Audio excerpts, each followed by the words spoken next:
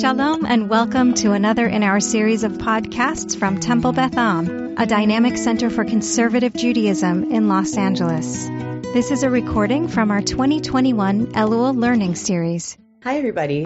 It's wonderful to be here with everyone tonight. I was checking tonight. It's wonderful to be together. I am going to start us off with a ritual.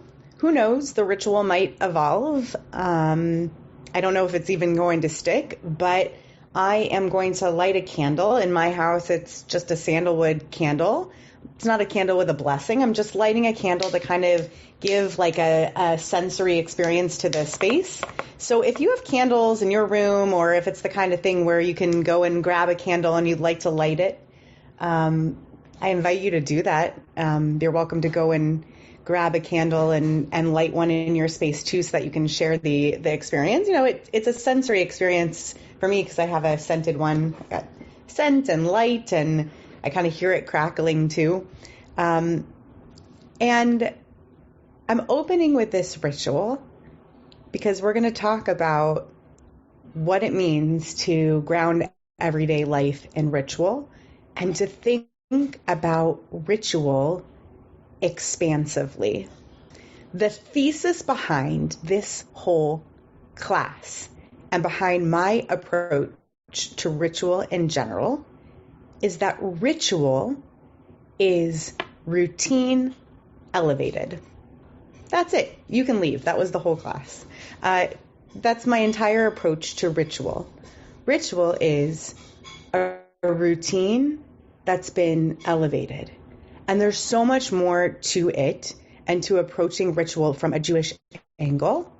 And each of these several sessions ahead is going to be an opportunity for you to begin to understand the evolution of ritual from a sociological standpoint, which is partially what we're going to explore tonight, from a Jewish textual standpoint, which is a little bit more where we're going the following week, and for you to begin to think about the idea of innovating everyday rituals in your life.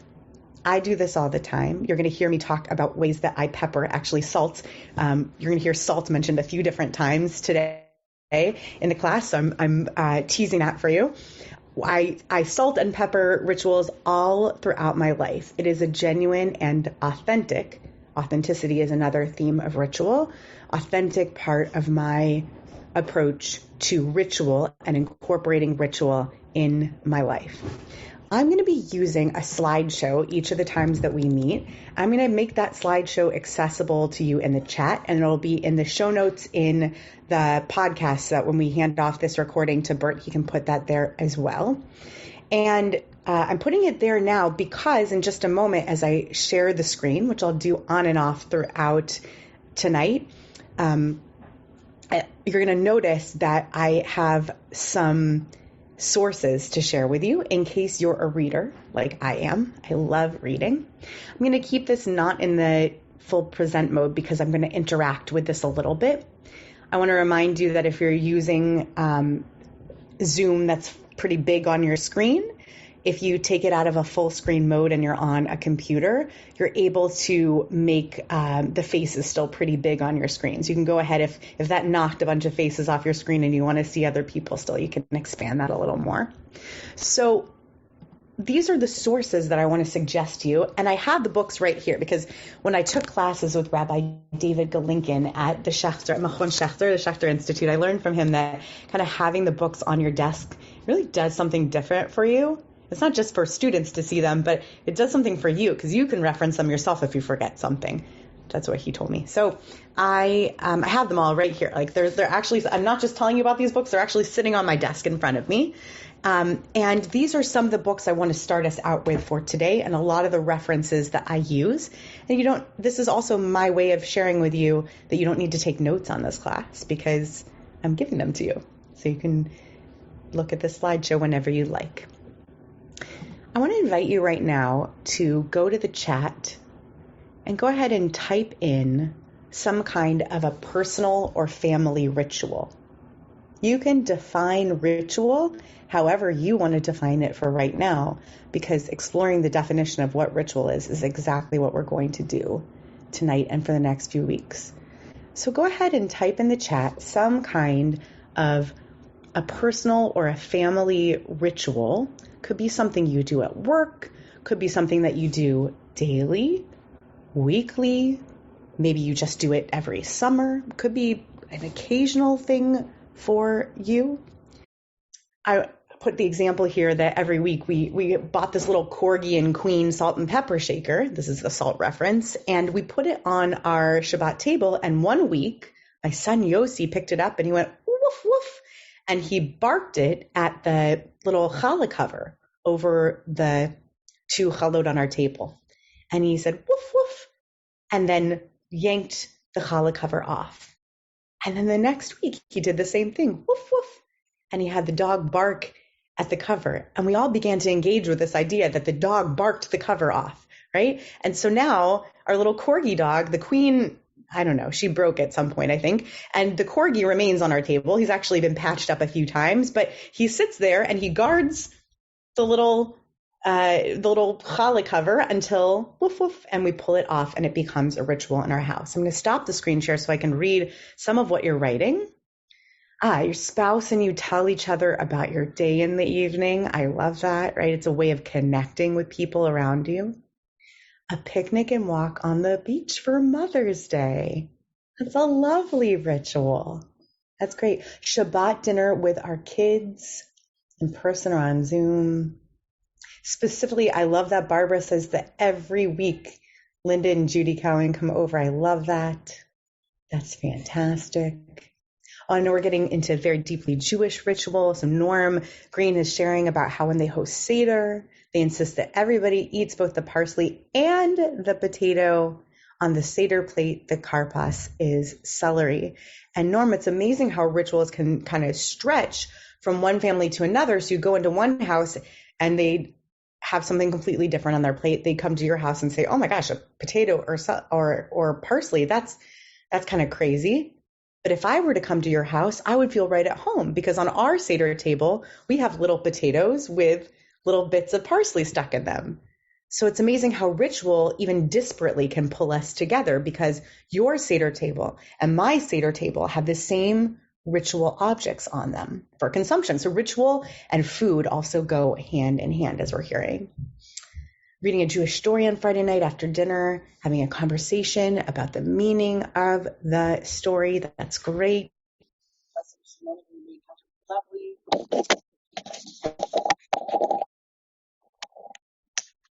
Yeah, blessing your child, even by phone. Hey, you can still hear me okay? Yeah, good.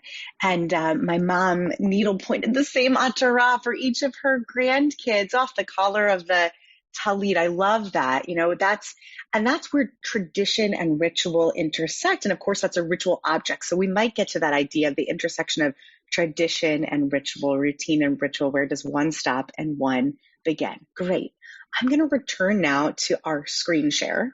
Okay. And there's going to be time for us to hear each other's voices too, but I want to go back and forth because some people are going to be sharing by chat and some people also by voice. So we're going to go back to this, to the screen. And I'd like us to start, now that we're thinking about what rituals we have in our lives, I'd love for us to actually share what ritual is in our lives. So what I'm going to do is I'm going to put a link in the chat.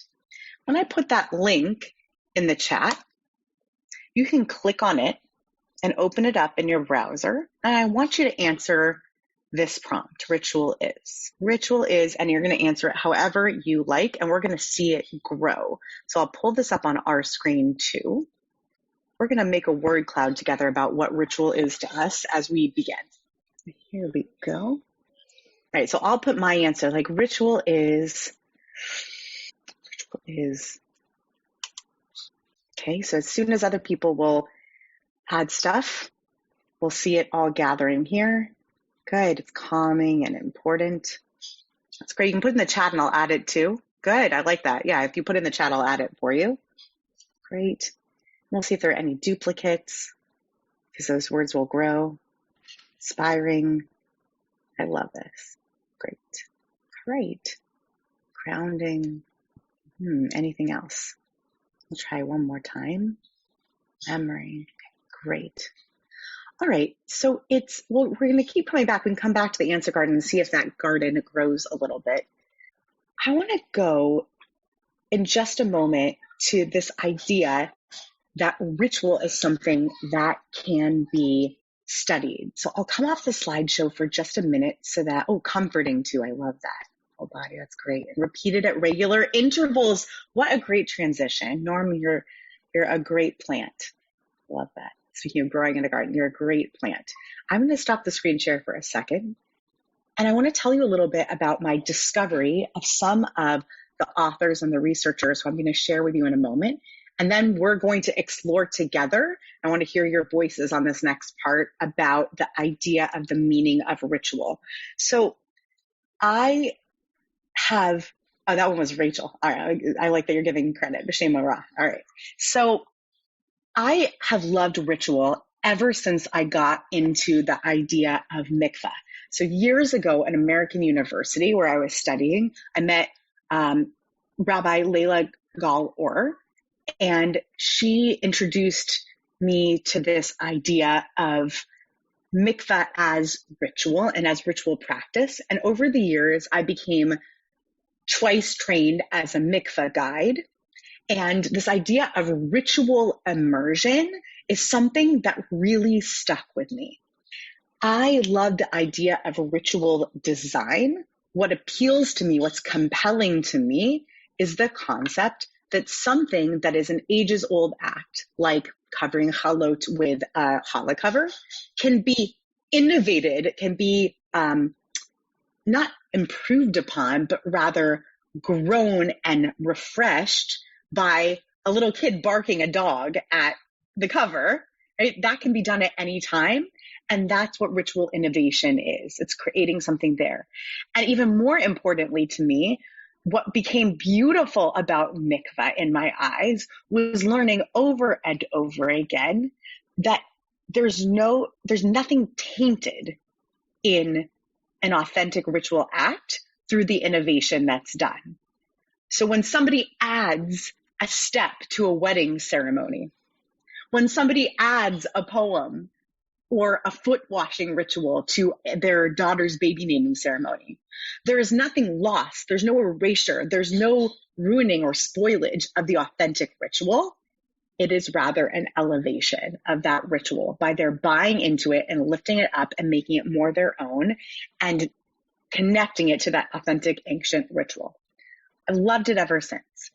I've been teaching a class for the past 4 years called Eight Ratzon at the Ziegler School of Rabbinical Studies, which is a first-year class that centers on personal spiritual growth. And in that course, as I wanted to focus on ritual and ritual innovation, and the idea that from the very get-go, all Jews, but especially Jewish leaders, are ritual innovators and teachers, I discovered the work of the Stanford Design Lab. And that's where I found this work of Ozenk and Hagen, who do these books, Rituals for Work, and now they've come up with Rituals for Virtual Meetings. And this next little part comes from some of the research that they did in their Stanford Design Lab. Now, they are doing very Jewish work, but not necessarily with Jews. You're going to see lots of resonance with Jewish stuff in what they do. But what they're interested in doing is taking surgical teams, right? They're interested in taking tech workplaces where they have people working in Japan and also in Pakistan and trying to find ways to use ritual to bring teams together, to create human connectivity, and I would dare say bring a little bit of spirituality into the mix by using ritual in those spaces and teasing that out. So I want us to take a look at this chart and fill it out together. This is a piece that I pulled from the book. The reference is at the bottom from Ozenk's first book for Rituals for Work. And basically, there are these two axes. It says that ritual runs on this axis of up and down of some rituals that have very high significance and some rituals that have really low significance, right? Some things are going to be super important and some things are going to be, not, significant or impactful in life. They're just going to be a little sweet something that's ritualized. And then on the other axis, you have how frequently it happens. This is what Norm was referencing. Some things we do regularly. They happen every hour or every day or every winter. And some things are truly once in a lifetime.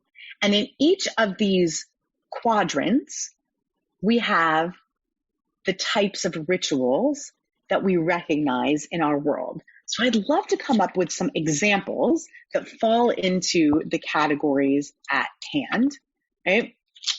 I'd love to think about, for example, what's a high significance, once in a lifetime ritual? You can unmute yourself and add. A wedding. Fantastic. So a wedding. Or a bar mitzvah. Wedding. What was that? A bar or bat mitzvah. Great. A graduation. Great. In their book, I love the example given. Hagen and Ozank put oath of office, taking the oath of office. I love that. Imagine that's truly once in a lifetime. Great. Let's go to something that's once in a lifetime, but it's way down on the scale of significance. Ooh, I see some people are putting in the chat too. A funeral for a parent. There you go. The upshuren. Oh, I just did that one and cried all the way through. My little boy. What's a once in a lifetime but less significant? That's a tough one. Think about workplaces. The 25th day of third grade. First kiss. I love that because it's not necessarily significant. That's great. What did you say, Norm?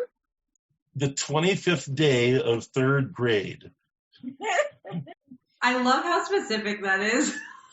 That's really wonderful. That is. I don't know if this is a thing in California, but in Toronto, it's very much a thing to count off the first 100 days of kindergarten. Sure. Great. So the 100th day of kindergarten. Great. I love this because this is so Temple Beth Am. I swear this is the example that's given in the book. Intern goodbye lunch. It's so perfect, right? It's once in a lifetime, but I'm sorry, interns, it's not particularly significant. Okay, let's move to a different quadrant. And I love, by the way, how much their examples push us to think about things as ritual that we don't necessarily categorize as ritual, right? A goodbye lunch, that's ritual. It could have been just lunch, but it's a goodbye lunch. We're doing one of those on Friday for cash. We do a goodbye dinner, that's true, not lunch. Okay. What's of high significance and done at regular intervals? This should be easy for Jews. Shabbat dinner. Great. Fantastic. And then a whole bunch of other people who said Shabbat dinner, right? Okay, Shabbat dinner. Shabbat dinner. Pesach Seder. Holidays in general. Candles. Yeah. Lighting candles. I like that. Lighting candles is nice. Great. I'm going to challenge a little bit the high significance lighting candles. I mean, I'm going to put it there, but I want us to really think about the high significance thing, right? For some people, it must be a very high significance, but let's really think high significance regular. I suppose it's much higher significance than say, I'm going to put in let's skip to the lower quadrant because otherwise we're going to run out of time if we spend this much time on every slide. But I'll say washing my car, okay? Could be quite the ritual. There's a guy on my street and it is a ritual, okay? His car does not need to be washed. It starts out clean, but he's doing it as a ritual. He goes out there. It's a very nice car. I don't know what it is. And he's ritually washing it. And it's not very significant in maybe he would say it's high significance. I would say it's low significance, but he does it every week and it's his ritual. Anyone else I'm going to go to the chat. let's see. Oh, Larry and Diane, the putting on tefillin and davening. I'm guessing that was supposed to be for high significance regular. Significance. I'm putting that instead of putting on the thing. Tefillin wrapping. Yeah, the difference between routine and ritual. Absolutely. So we're going to get to the definition of that in it very, very shortly. Thinking of my career was teaching high school, and there's very much a regular rhythm to the school year. And it wasn't religiously significant, and it really didn't feel professionally significant until I got near the end. Sure. And I was thinking, I need to do this X or Y more times. But the routine of, the school year is a routine that I suspect a lot of people live with, even though they may not think of it that way. Can I throw out a challenge here? I think that there's a distinction that we're not making between ritual and routine, and it's not just that ritual is religious. And the example I will use will be performers, whether they be athletes or performers. There are a lot of things they do as a matter of routine because they practice and they do these things in order to perform. But then there are certain things they do as a matter of ritual. Correct. And for them, the ritual has meaning beyond the repetition or practice or preparation. It Correct. has some what's the word? Almost irrational basis. Yes. So I think Correct. when you talk about washing your car, that's just routine. But if you have to wash your car in order to go visit your parents, for example, maybe that's a ritual. So, right. I'm speaking of washing one's car as sort of a weekly prized possession, maybe I'll give you a better example of one. All right. A weekly polishing of a trophy, which is basically that with this guy's car. All right. So, it doesn't, I don't want to give away the what makes a difference right now, because we're going to get there in a minute, but there is a significant difference, and it's answering exactly your challenge. So we'll get there in just a moment, I promise. We're going to go to the next slide. Great. I like your thumbs up there. Seventh inning stretch. Love that. That's so great. Although I think that Larry Herman might argue that that's significant, but I'm going to put it here. Seventh inning stretch. I think it's very significant too in its own way. All right. Do rituals work? I wanted to show you this picture, and then I'm going to tell you a story. Okay. I love this picture so much. You know what this picture is of? Anyone want to take a guess? Prisoners in Alcatraz? You might think that's actually what I thought it was at first, was a prison dinner. It's not. This is going to be fun for the podcast. I'm going to describe it a little bit. Appears to be 5 men, and they're eating something. Firemen. Very good, Bonnie. Excellent. I don't know if you clicked on the link on your own. I did not. Fantastic. That's a very good guess. I don't know how you got to firemen, but yes, these are firemen. They eat together a lot. That is exactly right. And Bonnie, I think that someone should write a children's book about what I'm about to tell you. Okay. So, because Bonnie, I think you would love to read this children's book. This is the story of how a researcher, and you can read about it from, you can read about this researcher and a little more about this story in the link that's on this slide. This researcher found that there is data to prove that firemen who eat together save lives.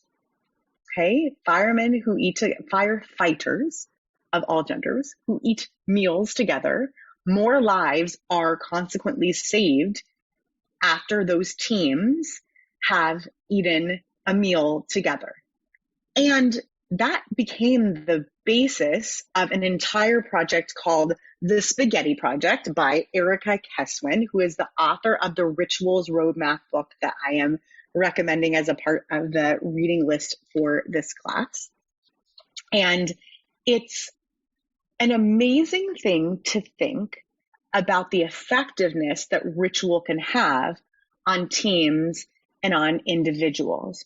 So it's an important question to ask, like, why bother with ritual? Well, what's the point of ritual? But I dial it all the way back to the question of, do rituals work? And that's what interests the social scientists who study these topics, right? Well, like, what's the point of doing rituals if they aren't actually effective at doing what they say they do?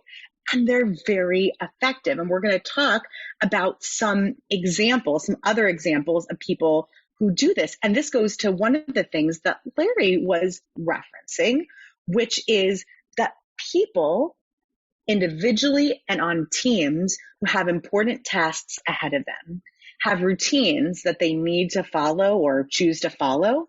And they also have rituals. So there are some examples, beautiful examples of this given in her book. It is kind of like the placebo effect for medicine, Tybal, but it's something more than that, because it may actually achieve something beyond placebo. It achieves something that we're going to get to in the very last slide, but I will tease out, which is something called psychological safety. Okay, it's one of the 3 Ps according to Erica Keswin. So you're right, there might be a placebo effect there, but there actually is a psychological safety that's achieved for a group when a group ritual is performed or takes place. So Keswin tells this great story in her book about the New York Times snack cart and how every day in the busiest press room that you could possibly imagine, people furiously typing away at their desks, at a certain point in the afternoon, a snack cart would roll through and everyone would look up, get up from their desks, and they would all congregate. They would grab their snacks from the carts and they would take a break together. And it was this terrific bonding event. And all of a sudden, there were some cuts one time in the newsroom and the snack cart disappeared. And there was this terrible kind of depressed energy in the afternoons in the office. And they realized that it was the lack of this ritualized experience. People were bringing their own snacks. It wasn't that they were missing the snacks itself. It wasn't that they needed the sugar. It wasn't a sugar load that they were experiencing. It was the ritual of the snack cart, which is a clue towards one of those things that I'm teasing makes the difference between routine and ritual. The next thing is the haka. Hang on just 1 second. Are you blowing out my candle? Let's make my ritual very difficult if you blow out my candle. One thing that's very ritualistic is when you're putting a patient, getting a patient ready for surgery. Yeah. When you see the patient before surgery, you wash your hands, pre-op, it's a very ritualistic thing in medicine for surgery. Yeah, so that was another one that I was going to mention, is this idea that some people have routines about the way that they scrub into surgery, about what they do with their surgical teams before surgery. And this is one of the things that was studied at the Stanford Design Lab, is the way that people come together before they do something, particularly something that might be a nerve-wracking task or that you'd be concerned about the way that the team is coming together around. So absolutely, that's a really common thing. The haka, the New Zealand All Blacks rugby team. Has anyone ever seen the haka, the ritual dance that's performed? I encourage you to Google this incredible dance that's performed, and it's performed as a dance of intimidation towards the other team. Okay? Now, rugby is not about dancing, not at all. But when they perform this beyond a huddle, right? Far beyond a huddle, when they perform this huge, masculine, grand display of energy together, it's a totally coalescing experience for them. Third thing, and I want to bring up this amazing example before I move to this idea of examples of how Jewish rituals work in life. Northwestern I'm going to tell this story backwards from how it's told in Keswin's book. There's somebody who works in student life on Northwestern's campus who just a couple of years ago, remembering that this is the year 2021, just a couple of years ago, a student came up to him and said, "My goodness, I cannot imagine my student experience without the extraordinary ritual of marching through the arch on the way out, I guess on the way in and also on the way out at graduation." Well, this idea of marching through an arch on campus, this student was referring to it as if it was this decades old, centuries old tradition on campus, and it had been invented in 2007. So it had been introduced only a few years earlier, but it had to it this feeling of gravitas and authenticity. So I would love for you to contribute into the chat. What do you think that it is about a ritual that makes it feel authentic? Because I think that authenticity is a key to Jewish ritual. What makes a ritual feel authentic? Not what makes it authentic, what makes it feel authentic. Feel free to answer that question in the chat as we move to the next slide. Let's compile a small list while you're working on, and we'll come back to the chat in just a minute. While some people are typing in the chat their ideas about what makes a ritual authentic, I want us to think about examples of rituals that really work in Jewish life. What rituals do you feel really work at home? And we can use these categories loosely. It doesn't have to be exactly at home or in the synagogue, but what really works as a ritual at home? What's really effective? Friday night candles. Okay. Reading with your children at bedtime. Great. And what's particularly Jewish about that? Well, it's learning. It's being together. Okay. I'm going to put it here. Let's try to be specifically Jewish about this. Maybe almost, what's the word I'm looking for? Not exclusively Jewish, but something, let's try to make it explicitly Jewish. That's the word I'm looking for, explicitly Jewish. But I think you're right. Reading with kids at bedtime is explicitly Jewish in its own way. What else is a great ritual in Jewish life that just works at home? I'm going to add kissing the mezuzah because I think that just works, right? Passing through. Was that happening? Did the Mishik household also have that example? Baruch Shekivanti. Okay, great. What else works at home? Blessing your children. Great. Blessing your children. Let's get one more. Havdalah. Love it. Havdalah.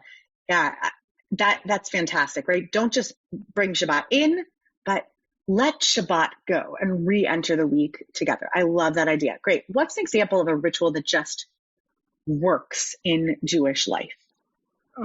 Pre-holiday meals, Erev holiday meals, and Shabbat meals also. Fantastic. Friday, the night one to bring in. Great. The holiday. To bring in the holiday. Fantastic. Let's go to the synagogue. Let's go to communal life. What's a ritual that just works?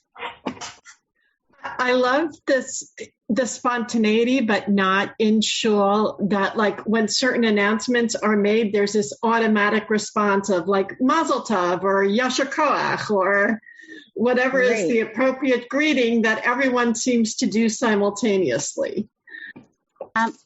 I put in the chat on the high holidays. Hearing so far. I think the whole having a kiddush for most congregations, which is an actual meal where people can have conversation, because there are many faith communities that don't do that. Great. Fantastic. I love that. This idea that it really is connected to this idea of Seudat Mitzvah, right? You've done something. And I, by the way, could throw Seudat Mitzvah into the like at home or maybe that middle Venn diagram category where that really nails it. That's the spaghetti dinner cream on top, right? That's what makes the event, right? You've all gathered around, and then that really makes it great. What else? Hearing the Torah on Shabbat and holidays. I totally agree. Great. And I would add in here, and I know daily, really. What's that? Even Monday and Thursday and Saturday night, not just on anytime that anytime the Torah is read and there's this ritual kind of gathering around and having a sensory experience of the Torah that isn't just reading in the book. I agree. I would add to this, even though it's sort of an at-home thing as well. In fact, I'm going to add it to the at-home category. I'll add, I think Shiva works. I think Shiva as a general ritual and all the rituals around Shiva as a category work. We're going to stop here to go to the next slide. But first, I want us to stop the screen share and go to this chat so we can think about the things that make ritual authentic. Transition, making it not forced. Great, being a part of something with others. Positive feedback, either internal or external. Okay, feel connection to the past, the present moment, or to the future. Even better, all three. I love that. Oh, good. And then people were adding in different examples of that. I love that. Yeah. Understanding what's expected. That's good. That's good. I think when we get to what makes a Jewish ritual feel authentically Jewish, we're going to come up with other answers about, for example, when it comes to the liturgy, the idea of incantation ritually. Why is it that even the most secular Jew doesn't request of a rabbi to do mourner's Kaddish in English? The answer to that question for me lies in the idea of a ritual and incantation. The idea, I'm not making light of the idea that, Harry Potter or witches and wizardry are connected to Jewish recitation of mourner's Kaddish, which is a critical and sweet piece of our tradition, but rather this idea that we actually believe that by saying a formula of words in an ancient language, Aramaic in this case, can somehow affect something, maybe in us, maybe in the heavens, maybe for the soul that we've lost. So there's something about the ritual of that that's really important. So authenticity to Jewish ritual has its own sensibility as well. I feel very strongly with mourner's Kaddish in particular that it's the sense that this has been going on for generation after generation after generation and so on, that there's a longevity that gives it importance whether you understand the words or not. And absolutely. Easier if you don't, in fact. And to me, I think some of us are reacting to the word incantation like magic spell. The only one who's going to feel uplifted from mourner's Kaddish is the mourner. And that's a maybe. Not necessarily, but maybe. But I just think we need to think about that. Excuse me. Yeah, Annette. I have a tablet here because I didn't want to interfere. They use several of our computers for YouTube, so I don't know how to share. But with regard to the Kiddush, well, everybody knows Abe and I loved to do Kiddushes at shul. But how do I take some ceremonies into the home with Abe, who cannot go outside and go to the shul anymore? What do I do? What do we do? So, frankly, we have every Shabbos, we have like a smoked fish, what used to be the brunch, but now we have it for a Shabbos lunch. And, always in shul, a don olam kind of was like the little segue to go to the Kiddush. And so we do a don olam, named Kelohinu. And Abe now is drinking beer. So we make shehakol on, we do the Kiddush, make shehakol on beer. And the blessing on the breads. And that way, that's every Shabbos that we're doing that. Now, we've been doing it now for the longest time, and too long a time, to tell you the truth. But it is somewhat ritualistic, and it is something of a crossover from what was to what is for us. That's it.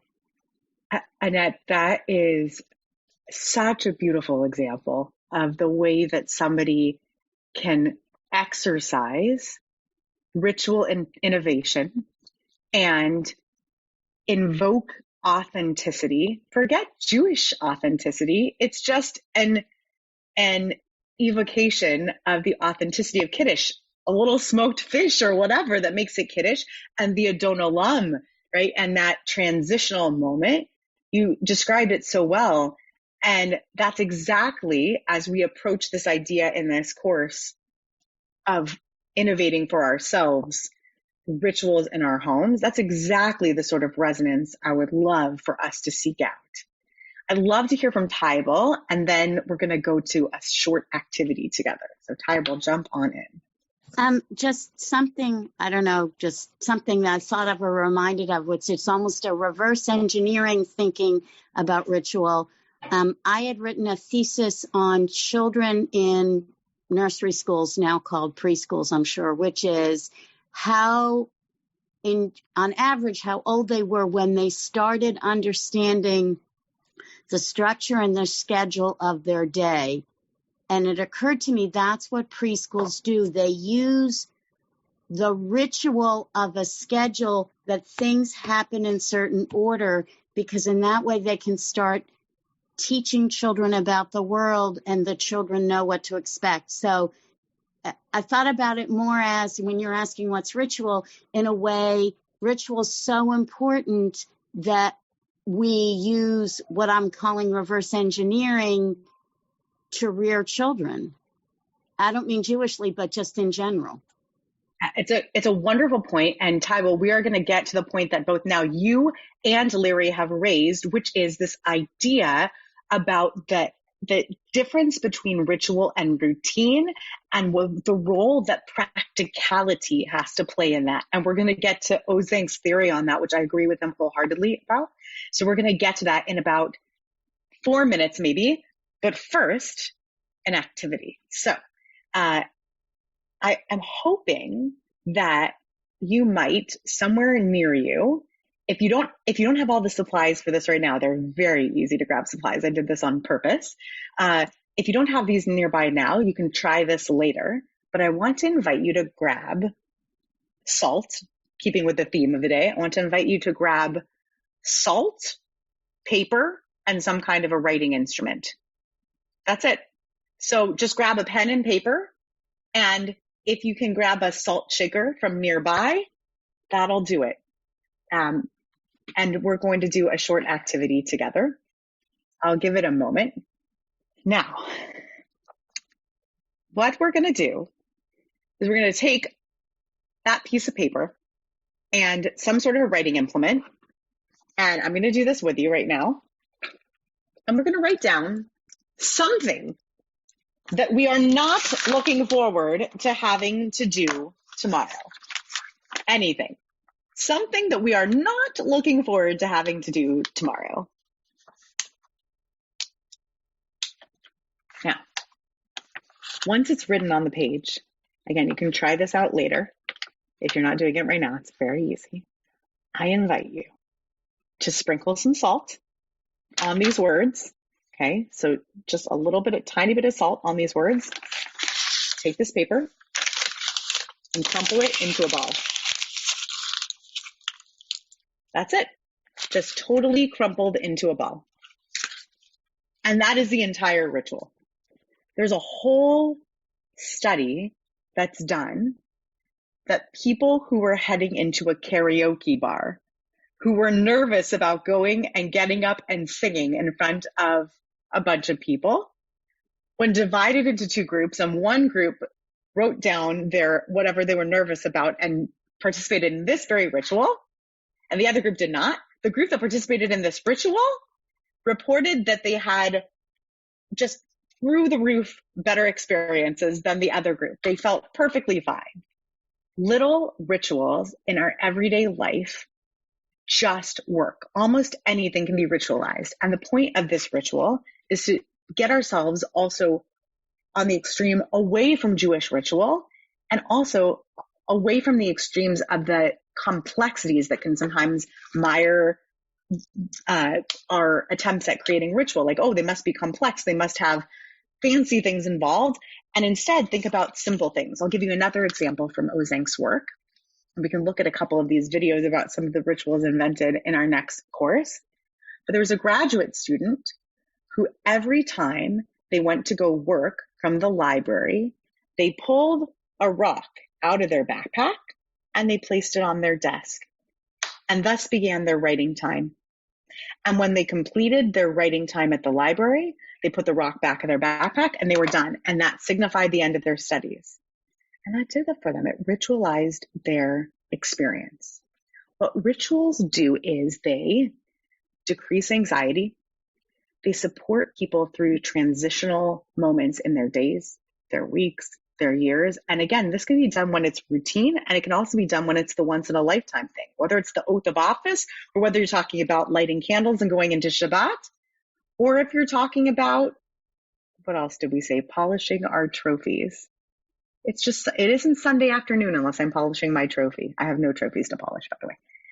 It helps with group motivation and bonding. Like I said, when I gave that example of the spaghetti dinner with the firemen, or also the example of a surgical team scrubbing in, right? It increases creativity, helps people in letting go of their anxiety. Their creativity goes through the roof, but also it awakens things when people say, oh, I've lit a candle. Now I'm in the zone. It improves the quality of the experience because you've elevated something. It's no longer just ritual, it's routine. You've elevated the experience, so it becomes a better quality. It helps to release people from the things that they are stuck in the cycles of doing, and it's actually proven to help release from addiction. There's a really wonderful study in Ozeng's book about this. And it also helps people feel in control. I can't control that I have to do something tomorrow, but I can write it down on a piece of paper. I can sprinkle something on it. I can crumple it in a ball, and I can say, whew, I am releasing some of my big feelings about what I have to do tomorrow. Here are the principles of rituals that can be distilled from all of what I just shared. This is finally getting to the point of then what makes a ritual a ritual. If all of the above is true, then rituals must have a magical je ne sais quoi factor. They must. There has to be a little bit of a something sparkly and special about them. Otherwise, there's nothing to it. Number 2, rituals have to be done with kavanah. Ozeng and Hagen wouldn't say kavanah, but I say kavanah. They have to be done with intentionality. You can't just do them. That is one difference between routine and ritual. They can't just be done. Okay? You can't do it mindlessly. It must be done b'chavanah, with intentionality. The person has to be tuned into it being a special moment, or the group has to be tuned into it being a special moment. Otherwise, it is not ritualized. It's not ritual. Number 3, a ritual carries a symbolic value that gives a sense of purpose, and that's beyond the practical. Now, what I love about this definition, I am finally answering your question like 40 minutes later, Larry, but here's what I love about this exact wording. It doesn't mean that there cannot be any practical purpose to the ritual, right? Maybe it does make my trophy a little shinier, right? Maybe my Shabbat table actually could use the light produced by the candles, but that can't be the sole purpose of it. It can't just be for practical purposes. It must also be something beyond the practical. And that's what makes it ritual. And fourthly, a ritual is not stagnant. It has to evolve over time to better suit the people and the situation. So a ritual doesn't stay the same. Eventually, a ritual becomes something new, either in the hands of the next generation or maybe just in the hands of the same family. Even the ritual of the little dog on my table has become something different. These 4 principles are the principles that the Spiritual Design Center at Stanford came up with. I add 2 principles. These are Rabbi-Cantor Hillary Chorny's 2 principles. So if I were to go and study at Stanford, I'd have to test these out by the very smart people who do these studies. But these 2 things I hold by. Number 1, I think that Jewish rituals demand authenticity. And I think Jews demand of them a feeling and a look of authenticity to the tradition. Even the most secular Jews demand a sense of authenticity to the secular. So somebody was bringing up Label's Table in the chat, Zal. I'm so sorry that it's gone. The idea of gathering around Jewish deli cuisine still relies on what makes for authentic Jewish food, right? There's something about it that demands an authenticity to the experience that wouldn't be the same if those same humans were sitting around a pizza. It just wouldn't. And the second thing is that I believe that there's something beyond the 4th principle that Ozank holds by, which is this idea that rituals evolve. Jewish rituals actually get stronger through repetition. And there's an idea of chazakah, right? Getting a chazaka on something, that if you do something at least 3 times, it's tradition, it's ritual, right? If you sit in the same place 3 times, that's your makom kavua, that's your set place in a room. That rituals really do get stronger through repetition. Once you have done something a few times, it becomes the way. And that ritual becomes more and more ingrained. And I think it's connected to the previous principle I'm suggesting, which is this idea that authenticity is garnered through that strength and repetition. Because the longer you have a chain of that tradition, the more authentic that ritual grows to be. So this is all the backdrop for our conversation about how we are empowered to generate and grow ritual in every realm in our lives. Next week, we're going to begin with this idea of the 3 P's of ritual from Keswin, the idea of psychological safety and purpose, and how when those 2 things are combined, we get better performance in our life. And performance can mean everything from a stronger shul community to a safer surgery for that surgical team I was referencing. So we're going to explore that next time and also get deeper into Jewish texts.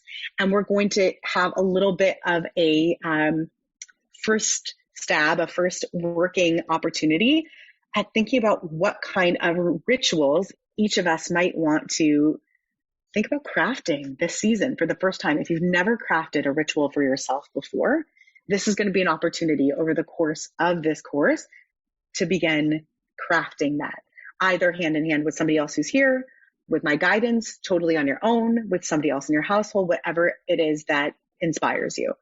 So that is the end of class 1, coming in at exactly an hour. And I'm going to pause here for questions. Any thoughts or questions? Also just thoughts. You can just talk at me, at each other. Tybal, you're welcome to jump in. I just wanted to say on your chart that said what rituals do, and the first thing was actually anxiety. The best thing I ever wrote for me, experience both writing and doing it, was my child's Upshirin. And it started because he finally had hair when he was 2.5. He was worried about what a haircut was. I didn't want his haircut. And I thought, well, this is what Jewish ritual is supposed to do for me. He's 2.5. We have 6 months to get ready. And we talked about it as a family. And it was this whole like going up experience, getting ready. And his Upshirin was amazingly wonderful for the parents and the child. That's fantastic. I love that, because I love the idea of that particular type of ritual being anxiety reducing, because in that case, it's the kind of thing that you might have done anyway, and it also benefited. So it has that beyond quality that I love so much, this idea that it does something beyond the practical. And in this case, it's beyond what you might have thought was required by the tradition. I just tell you? Yeah. Not in my family tradition. We're Litvische, Misnagdische, not in any of my teachers. No one had ever heard of it. It was just, I just thought this is what Jewish ritual is supposed to do. It's supposed to help you go a milestone, but we'd never been to, I mean, it's a whole thing, but in my case, it wasn't in my family repertoire, not in my teacher's repertoire, not in my rabbi's repertoire. So we did it differently than a Hasidic of Sharon would be. I love that. I love how you incorporated it, and it sounds like it did wonderful things. Diane and Larry. Okay, so as Larry and I were talking, we were thinking about a couple of people that we know who reject ritual. And I'm wondering, I have a glimmer of an answer about what makes people reject ritual. It has to do with not wanting to feel connected for whatever reason, and wanting to feel like outside of whatever it is that, because ritual makes connections in community, and it's about wanting to be outside of that, sort of rejecting it in a very specific way. Yeah, I mean, I've never considered that question before. And I know that there are people who reject the idea of ritual. I want to think about that a little bit more. Part of me, my gut reaction is to say, my guess is that they reject the idea of, it's to give the philosopher's answer about God, right? They reject the ritual that I also reject, right? The ritual that they don't like is also the ritual that I don't like, but that they probably do have a set of rituals in their life. They would just call it something else. So maybe they do reject connective rituals and overtly religious rituals. But my guess is, even rock climbers who go out and solo hike have rituals about the way that they act, and we just call it something different. But I want to think about that more, because I do think that there is something to people who would name the rejection of rituals that's important for us to consider, particularly as all of us here have a stake in wanting a ritual community to thrive, a ritually based community to thrive. So that's a wonderful question. And I'm going to keep thinking on it and come back to it. Bonnie. Well, I've had to add the ritual of saying Kaddish and going to Minyan, and I have found it very, very helpful. But I always had a ritual also of writing every morning, journaling. And I have added, my grandson Joey gave me a little book on Kaddish reflections, and there's something for each day for a whole year on Jewish wisdom of various kinds, Talmud, Torah, the Kotzker Rebbe, different people, and it talks a little about each thing, and then I reflect on how that is impacting, or what my thoughts are vis-a-vis my life now, what my life was like with and without Larry. And again, it's been very. I love that that's a comfort to you. I love that somebody put that tool in the universe. Right? I love that someone thought, what somebody else might want, an opportunity to have a little bit of Torah to spark them thinking every day. And part of what I want all of us to take out of this exploration of ritual is that the yin and yang, the rest of whatever authenticity doesn't take up space for, is the room for you to make ritual your own. So part of what makes a ritual great from my perspective, and maybe I'll come up with a great thesis, or we all will together, is the space that a ritual leaves for you to do what you need with it. So there's the part of it that's authentic and feels rooted in like, oh, I have to do this because that's what makes this. But also that this journal, for example, it gives you space to write what you need to write. And I think really great rituals give you space to put into it what you need into it and get out of it what you need out of it. So that's beautiful. And I'm glad it can be an additional comfort. I loved gathering with all of you today. I'm going to blow out my candle to end. Form matching content. I invite you next time, if you'd like to bring a candle, to do so. It's really simple. Or you can suggest a different ritual that we can try on for size. And I